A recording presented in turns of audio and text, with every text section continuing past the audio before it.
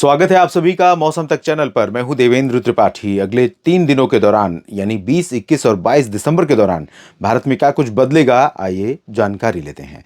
दोस्तों, भारत में कई जगहों पर बारिश में काफ़ी कमी बनी हुई है और इस कमी की भरपाई अभी फिलहाल होने वाली नहीं है। कई जगहों पर शीतलहर चल रही है, कुछ स्थानों पर कोहरा दिखाई पड़ रहा है, कुछ स्थानों पर पाला पड़ रहा है, लेकिन सर्दी में वो एक रूपता जिसकी आमतौर पर सर्दियों के मौसम में पीक समय में खासतौर पर 15 दिसंबर से 15-20 जनवरी के बीच का जो एक महीना सवा महीने का समय है, इस दौरान आमतौर पर हम देखते रहे हैं पिछले कई वर्षों से। पिछले 2-4 वर्षों से पहले अगर हम जाएं तो प्रायः देखने को मिलता था कि जब कश्मीर से लेकर इधर बिहार तक, इधर उड़ीसा, छत्तीसगढ़ और तेलंगाना, महाराष्ट्र, गुजरात समेत इन सभी भागों में काफ़ी मौसम ठंडा हो जाता था। पूर्वोत्तर राज्यों में अच्छी खासी सर्दी पड़ने लगती थी और तेलंगाना तथा तमिलनाडु और जो आंध्र प्रदेश का उत्तरी रीजन है, इन भागों में भी कुछ स्थानों पर तापमान कोल्ड वेव की रेंज में पहुंच जाते थे। तेलंगाना और आंध्र प्रदेश में हाल ही में कोल्ड वेव की कंडीशंस बनी, लेकिन वो सस्टेनेबिलिटी, वो पूरे pan India sustainability weather condition में सर्दी के मौसम में, यानी वो निरंतरता और एक रूपता पूरे देश में ये देखने को नहीं मिल रही है। यानी भारत में जैसे हर क्षेत्र में हर चीज़ में विविधता है, वो विविधता इस समय मौसम में दिखाई पड़ रही है। कहीं पर मौसम बहुत ठंडा है, कहीं पर कम ठंडा है, पहाड़ों पर बर्फ़ कम पड़ रही है, कोल्ड वेव का जो इम्पैक्ट है वो कुछ जगहों तक सीमित है। तो ये कंडीशंस बनी हुई है। अगर मैं बारिश की बात करूं दोस्तों कि पूरे भारत में अभी बारिश कितनी हुई है 1 अक्टूबर से लेकर 20 दिसंबर के बीच में, तो अभी तक जो बारिश हुई है उसके आंकड़े 8% की कमी दर्शाते हैं।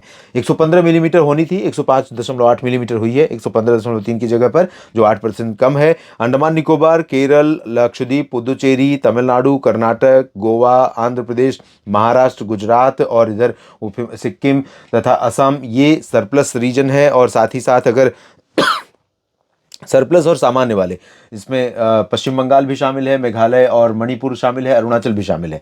बाकी जगहों पर अगर आप देखें तो नागालैंड और मणिपुर, मिजोरम और त्रिपुरा, यहाँ पर कमी है।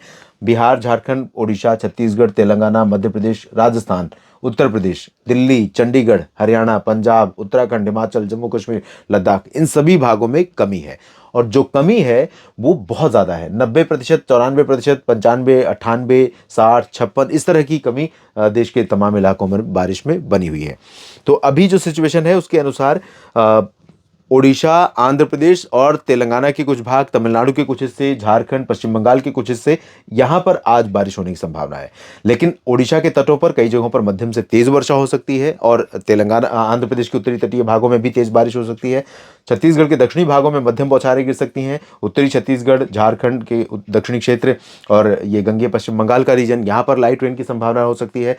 दक्षिण पूर्वी मध्य प्रदेश में जो जबलपुर और कटनी, शहडोल, अनूपपुर, डिंडोरी, मांडला, बालाघाट का जो रीजन है, यहाँ पर बादल बनेंगे। हो सकता है कि कुछ बूंदें यहाँ पर पड़ जाएं आज, लेकिन प्रोबेबिलिटी मॉडल के हिसाब से तो बिल्कुल नहीं है। लेकिन मुझे ऐसा लगता है कंडीशंस फेवरेबल है, हो सकता है कि कुछ बूंदाबांदी यहाँ पर हो जाए। और वही स्थिति आपको तेलंगाना और महाराष्ट्र के विदर्भ रीजन में देखने को मिल सकती है। विदर्भ में चंद्रपुर और नागपुर, भंडारा, गोंदिया और आसपास के भागों में ज़्यादा पॉसिबिलिटी यहाँ पर भी नहीं। मराठवाड़ा, मध्य महाराष्ट्र और कोंकण, गोवा, कर्नाटक के तट और केरल, इन सभी भागों में ड्राई वेदर रहेगा। दक्षिणी आंतरिक कर्नाटक या उत्तरी आंतरिक कर्नाटक जो पूर्वी रीजन है और रायलसीमा रीजन है, यहाँ पर लाइट रेन हो सकती है। इधर बिहार, पूर्वोत्तर भारत के लगभग सभी क्षेत्र, उत्तर प्रदेश, मध्य प्रदेश के शेष भाग, गुजरात और राजस्थान, पंजाब, हरियाणा, दिल्ली, उत्तर भारत के पर्वतीय क्षेत्र, यहाँ पर ड्राई वेदर रहेगा। कुछ बादल यहाँ पर पहाड़ों पर रहेंगे, लेकिन बादलों से कुछ बारिश की संभावना नहीं है।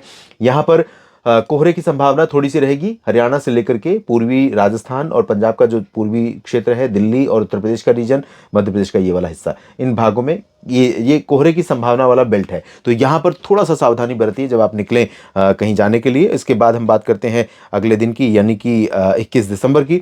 तो मैंने आपको बताया था कि 21-22 को थोड़ा सा एक WD का प्रभाव रहेगा। अगला जो प्रभावशाली पश्चिमी विक्षोभ है वो 26-27 को प्रभाव डालना शुरू करेगा और उसमें सहयोग देगा ये सिस्टम या बंगाल की खाड़ी और अरब सागर से आने वाली नमी वाली हवाएं। तो अभी यहाँ पर कल थोड़ी बहुत संभावना कल भी रहेगी, बादल रहेंगे और थोड़ी बहुत बूंदाबांदी या हल्के हिमपात की संभावनाएं बन सकती हैं ऊंचे पहाड़ों पर।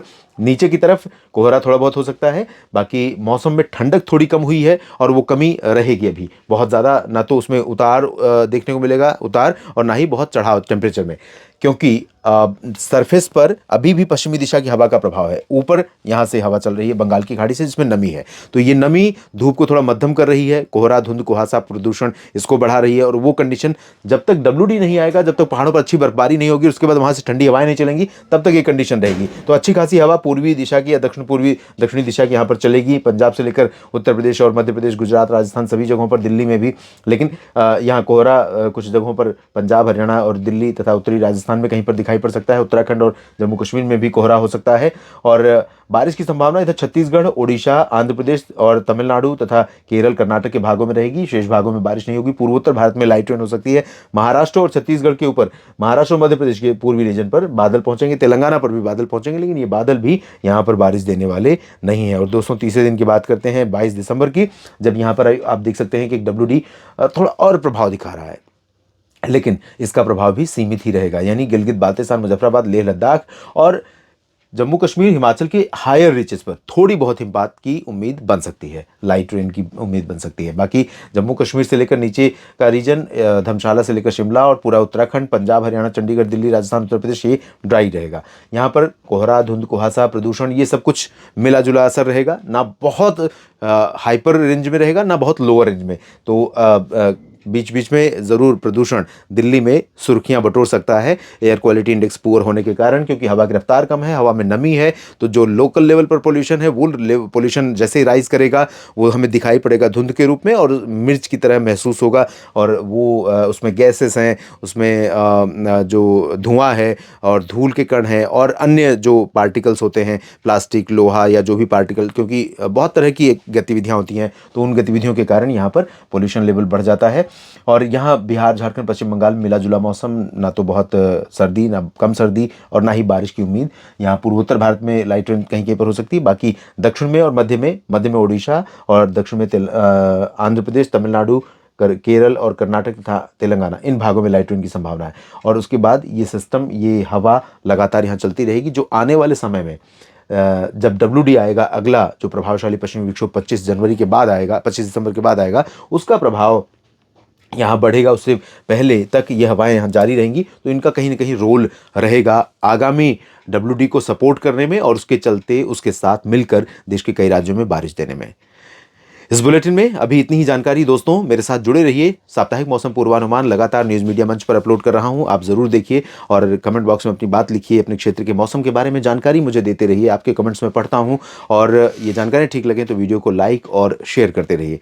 अगर आपने मौसम तक चैनल यूट्यूब और फेसबुक पेज को फॉलो, लाइक या सब्सक्राइब नहीं किया है तो ज़रूर कर लीजिए। और फिर से कहूँगा कि इस वीडियो को लाइक के साथ साथ शेयर भी कीजिए, ताकि और भी किसान साथियों और भी मौसम की जानकारी चाहने वाले लोगों तक, सही जानकारी चाहने वाले लोगों तक पहुंच पाए।